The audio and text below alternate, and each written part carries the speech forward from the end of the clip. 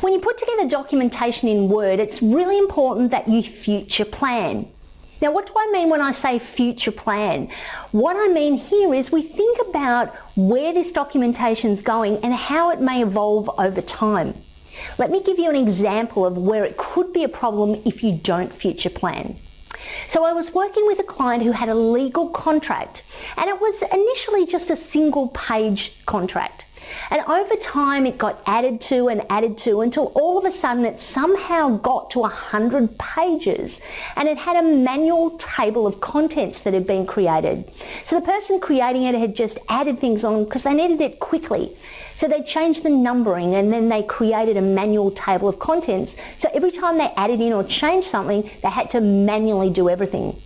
I'm all for working smarter and not harder. So if I ever think that there's something that is going to have a future need, whether it gets bigger or bolder or you need some more functionality with it, I say start as you mean to continue, rather than having to go back to something like that and re-editing it to set it up so that it could automatically create a table of contents. In fact, with that client, it was easier to start again. So what are you doing that maybe you're just doing rather than thinking about and future planning?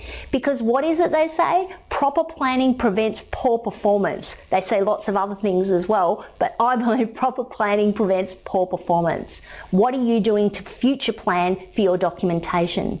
I'm Donna Hanson, productivity strategist. If I can help you, your team or your organization work smarter and not harder with your technology, I'd love to help.